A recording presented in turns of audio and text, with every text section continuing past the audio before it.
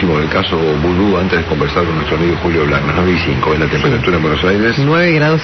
Lo último de anoche es que Guillermo Reinwijk, el yerno del señor Ciccone, anoche invitado a lo de Jorge Lanata, una de las personas que van a ser indagadas por el juez, ratificó que Vudú se quedó con la imprenta Ciccone calcográfica, en su oportunidad obviamente en línea con el argumento del juez dijo que fue justamente este, porque acá lo importante del asunto, lo relevante, lo impactante del caso, es que, bueno, siendo que la indagatoria estaba medio que descontada, las razones por las cuales el juez convocó a la indagatoria a Vudú y a esta gente son brutales, porque el juez en su enfoque del caso obviamente dice lo mismo, que hubo un intento consumado prácticamente de que Vudú se quedó con la compañía Ciccone, la fábrica de hacer billetes privada de la República Argentina, y conecta el caso además con algunos episodios significativos, como por ejemplo haber bloqueado de parte del propio Vudú el desarrollo de nueva tecnología y de máquinas, compra de máquinas en la Casa de la Moneda, obviamente. Bueno,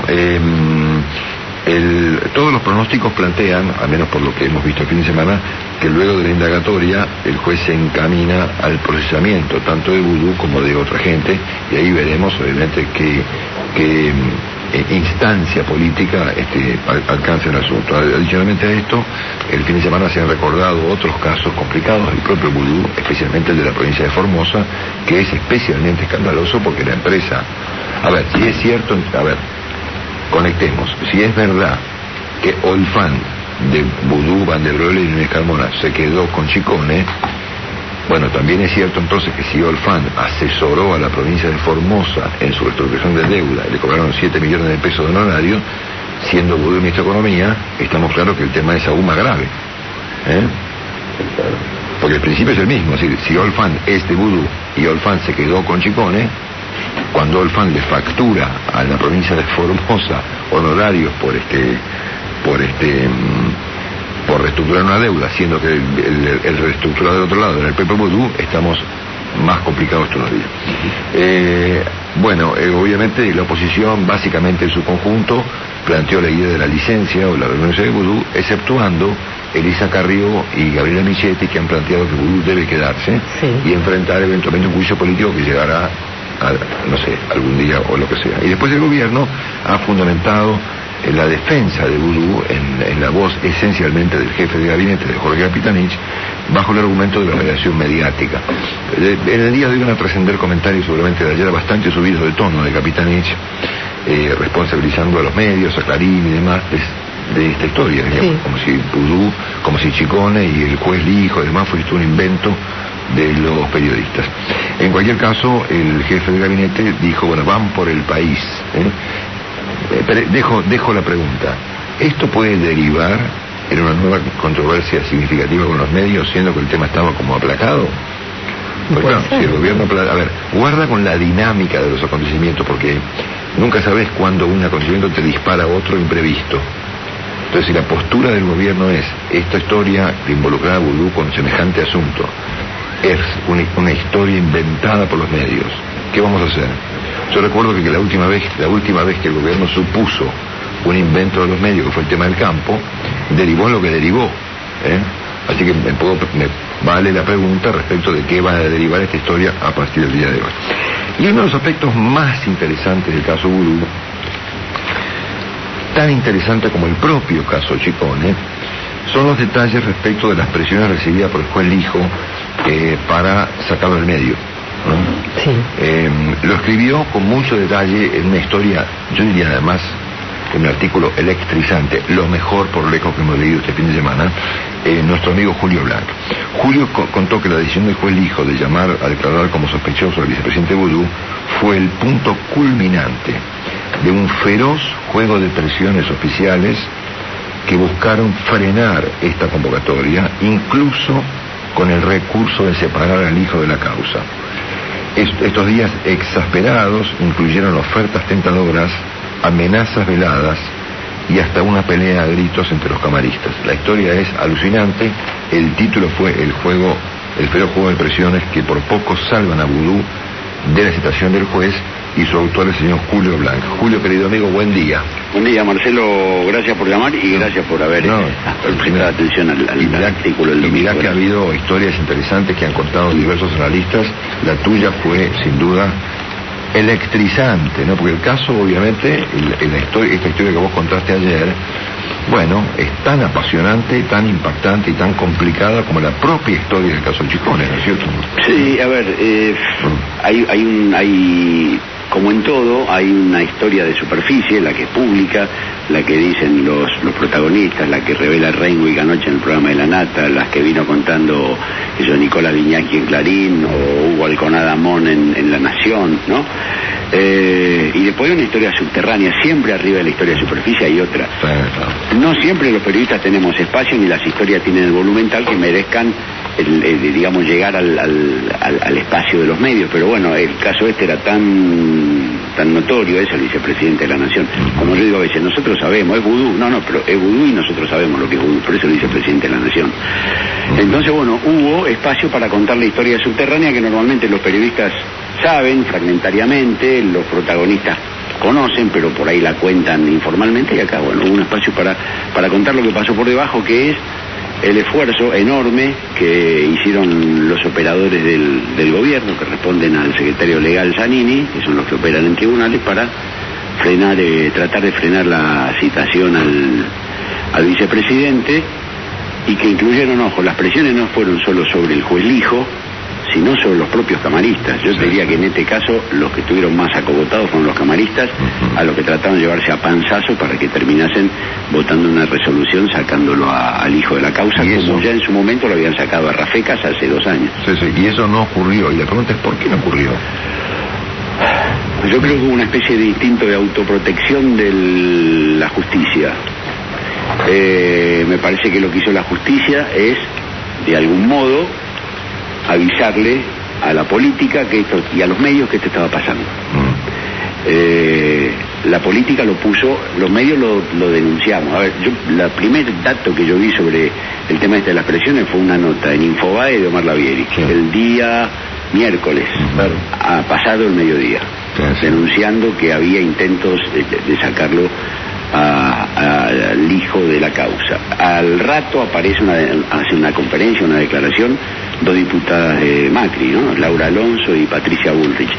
El tema toma estado público y empieza a volar. Y yo creo que el lugar para defenderse que encontró la justicia fue la difusión pública. Estas negocios, estas presiones, estas apretadas, funcionan si no se hacen públicas.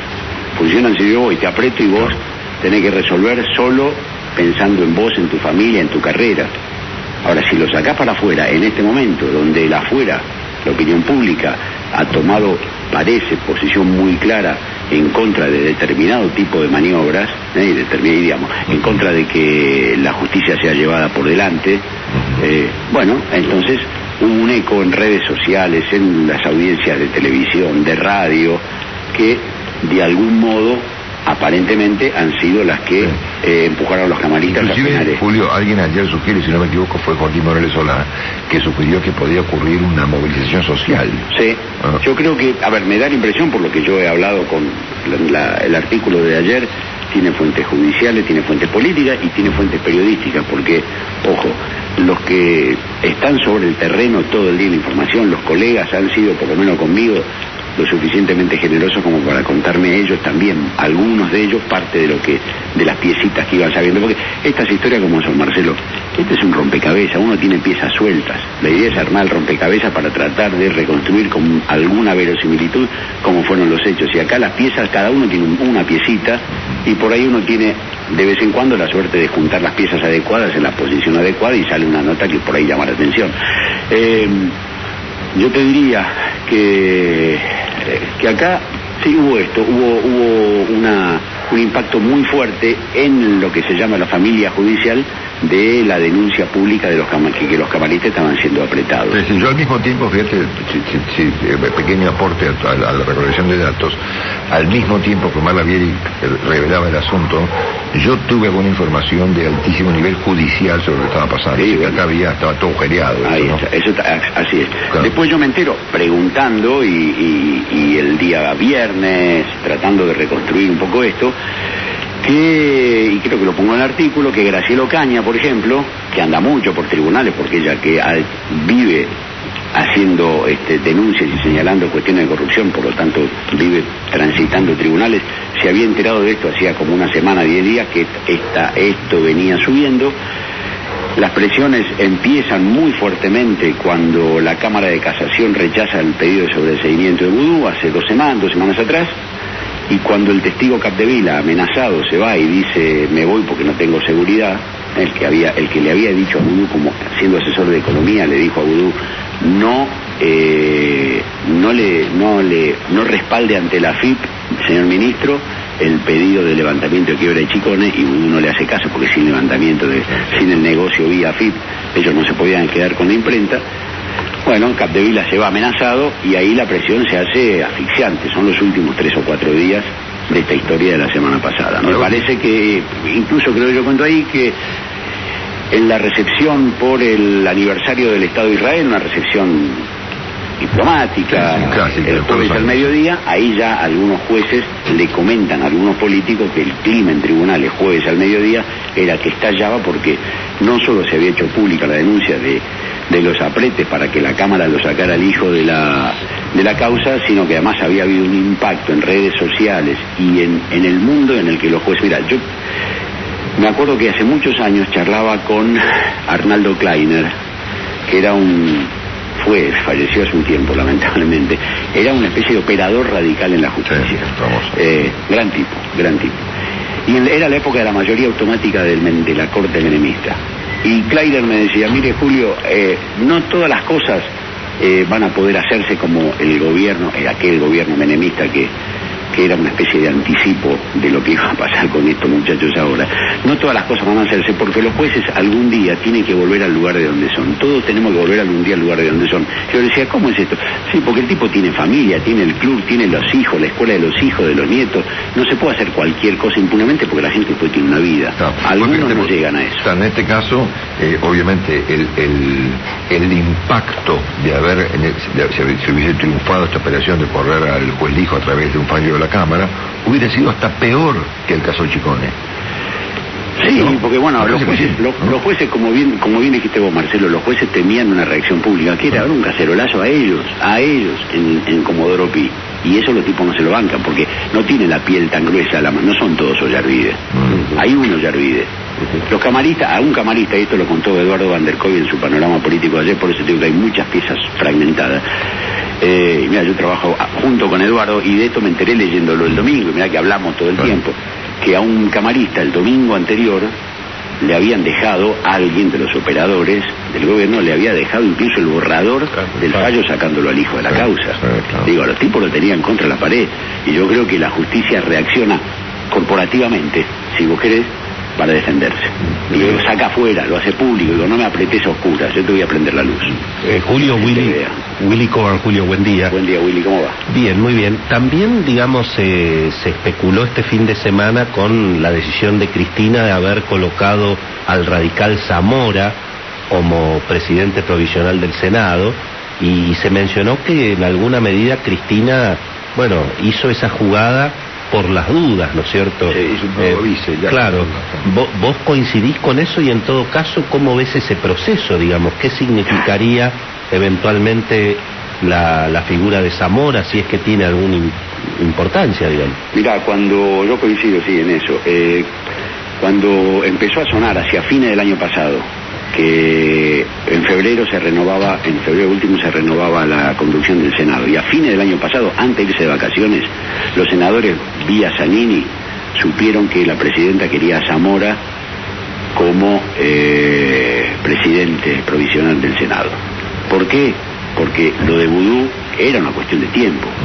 Cuando el juez Rafecas en 2012, empujado por Vudú en las semanas antes del 2012, Rafecas y el fiscal Rívolo son echados de la causa y la toma el hijo, lo primero que corrió en tribunales, cuando el hijo y Vilelos, el fiscal, se hacen cargo de la causa, es que ya las pruebas acumuladas por Rafecas y Rívolo eran suficientes para llamar a indagatorio a Vudú. Había una montaña de pruebas y el hijo hizo más grande esa montaña. Lo de Vudú parecía ser una cuestión de tiempo. ¿Cuál fue la señal para mí que dio, y así lo dijimos en su momento, que dio Cristina cuando dice yo quiero a Gerardo Zamora? Es: no quiero un peronista atrás mío. Ella sabe lo que son los peronistas a la puerta del poder. Ella se puede acordar muy bien de Ramón Puerta, en el 2001, cuando el peronismo le sacó al radicalismo en el 2001 la presidencia del Senado, después de las elecciones de octubre del 2001, 2 meses después caía de la Rúa y hubo un presidente peronista. Cristina era parte de todo eso y quizás, escaldada por la propia experiencia, dijo: no, yo no quiero un peronista atrás mío, que venga un radical acá. Y ahí está Zamora. ¿Zamora para qué está? Para ocupar el lugar de Vudú si hace falta, si llega a hacer falta, un nuevo vicepresidente en ejercicio, porque el actual, empujado por el bochorno de este papelón, tiene que dar un paso al costado. Ahora, Cristina va a entregarlo a Vudú, me parece raro, porque en algún momento, si hubiese entregado a Vudú en términos de decir: Vudú, andá y hacete cargo y deja esto, deja de ser vicepresidente y hacete cargo de esto ante la justicia, quizá en algún momento hubiese tenido rédito la presidenta. Hoy lo defendió tanto que el hundimiento de Vudú también es el de ella. Se quede o se vaya. Mirá que tuvo tiempo el gobierno para ver el tema, Bueno, lleva 2 años largos, tiempo, ¿no? 2 años largos. Sí. Ahora, Julio, 2 últimas cuestiones. Sí. ¿Vos en qué crees que puede derivar en algo este enfoque del gobierno tan cerrado respecto de que esto es finalmente una cuestión mediática? Si dependiese del gobierno, sí. Tendríamos la guerra parte 2. ¿No? Sí. El asunto es que da la impresión que el gobierno ya no puede hacer lo que quiere, sino lo que puede. No pudo conseguir que los camaristas lo sacaran al hijo. Los medios, echarle la culpa a los medios es, para la propia tropa del gobierno, una especie de calmante imprescindible para digerir las cosas que están haciendo. Digo, si hacer la revolución kirchnerista, es decir, y pagarle al Club de París, al Fondo Monetario, a Repsol y aceptar los juicios del CIADI y tenerlo a Milani de jefe del ejército, con las acusaciones que tiene de derechos humanos y de enriquecimiento ilícito, bueno, alguna pastilla tenés que tomar que te haga bancar todo eso. Y entonces, en el caso Vudú, no es Vudú el María Julia del kirchnerismo el que tiene la culpa, sino los medios que cuentan lo que estaba pasando. Pero bueno, de esa lógica está pensada para el núcleo cada vez más reducido de los incondicionales. Tiene su fuerza, porque los incondicionales del gobierno son gente poderosa, tienen recursos, tienen la chequera oficial y tienen la maquinita de imprimir todo el tiempo. Pero, qué sé yo, me da la impresión que ya estamos en un punto en que el gobierno no hace exactamente lo que quisiera, sino de lo que quisiera lo que puede. Estamos escuchando al señor Julio Blanc. Un abrazo, Julio. Que esté muy bien, Marcelo. Un abrazo grande. Hasta muy prontito. Bueno, Julio Blanc con nosotros para comentar